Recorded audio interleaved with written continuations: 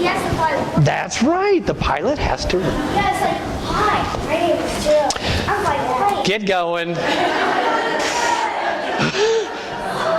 Come on, I'll do the sermons around here.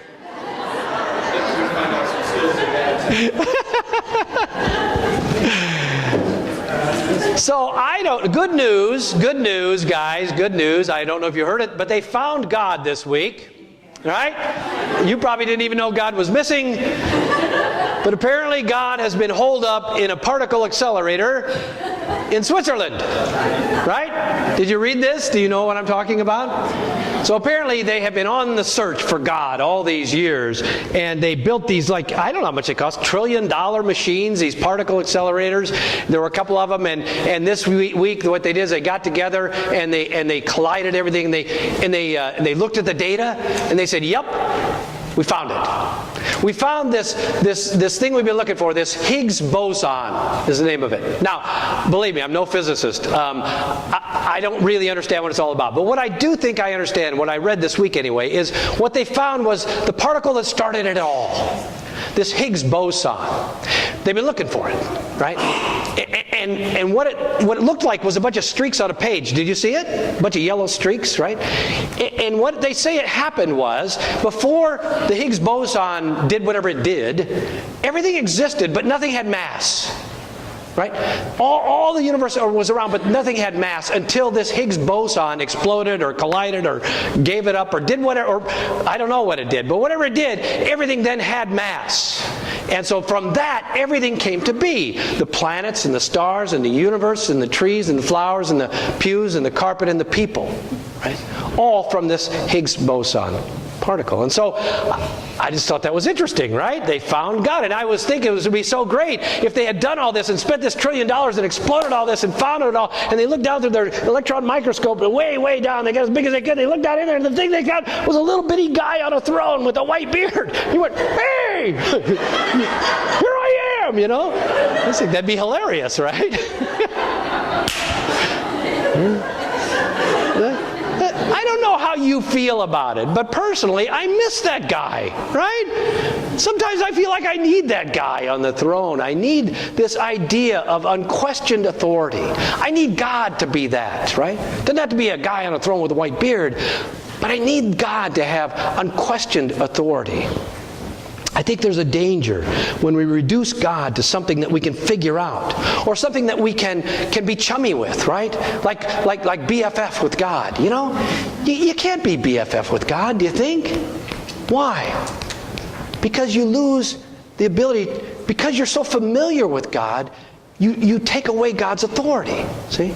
That's the way it works. It works that way in families. You can't be best friends with your kids. You can later in life, right? But when they're growing up, you can't treat them like equals. Why? Because you give up your authority. You do. It works that way in business. Has anybody ever had employees that they had to manage, right? Here's a true story. I used to have a business, and I was in the home medical equipment business. And so every year, and we had like 5, 6 branches around. So each branch had a manager. And so I would go and I'd make my calls on the branches every month or a couple of months, and I'd take them out to dinner, and we'd be chummy and friendly and all, and have a couple of adult beverages. You know how that goes. And so every year we would go out of town. We would go to this national convention in Atlanta. They held it in Atlanta, which is a great town. Just if you've ever been there, it's a great fun town. So we would all go there. Okay, so one night, now this was a year when things hadn't gone quite as well as I'd hoped, right? We weren't doing, so when everything's going great, right? I always say a growing top line hides a lot of problems, right? When your revenue's going up, all's good. When the revenue starts to go down, things get tense. Am I right, Tony? Tony's shaking his head, right? So we were having one of those years. So we got together, and we're down there, and we're having this big, dinner, and we're talking about how the year went and what I'm expecting out of next year and who's kind of to blame for what happened and who didn't do what. And anyway, the more we ate and drank and we had this kind of chummy relationship, and then the longer the evening went, the more tense it got.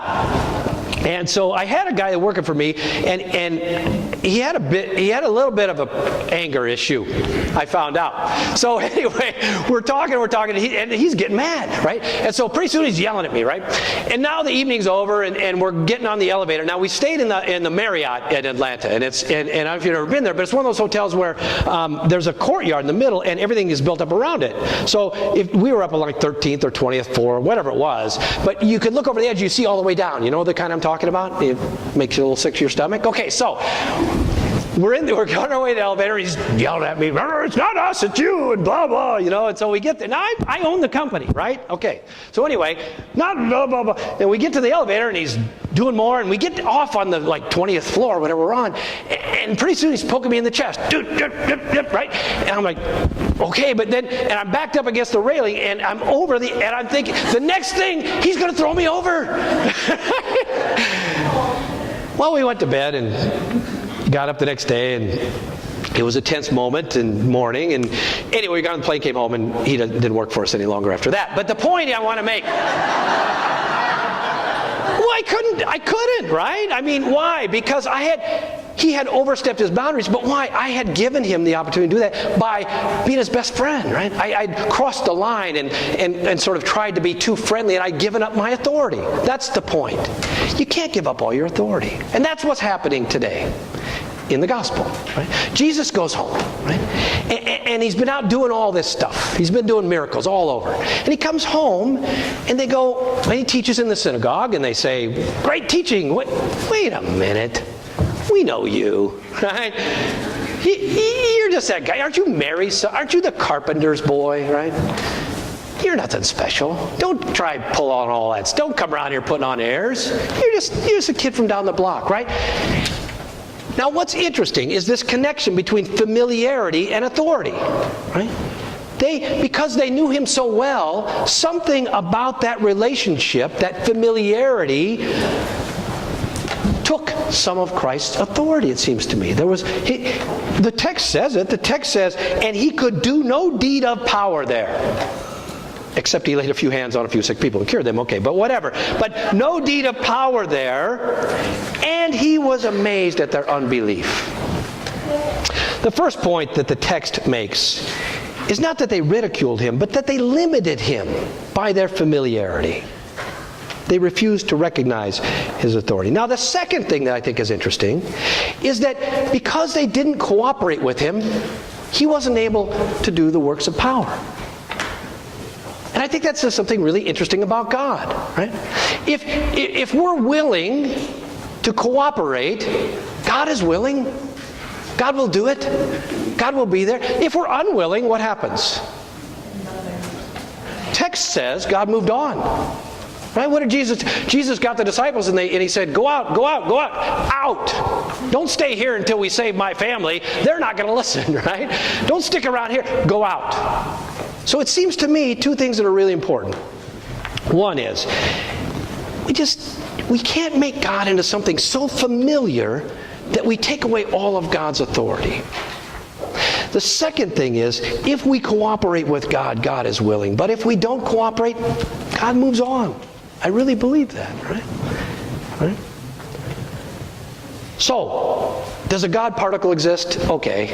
Yes. And please don't hear me that I'm anti-science. I am not.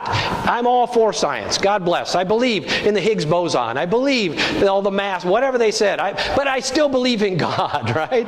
I need a God who is present and powerful and magnificent and mysterious. I need that God, right? Right? I need a God who is involved and loving and compassionate and kind and present with me. Not some tiny blip on a screen and not some drinking buddy, right? But rather my Lord.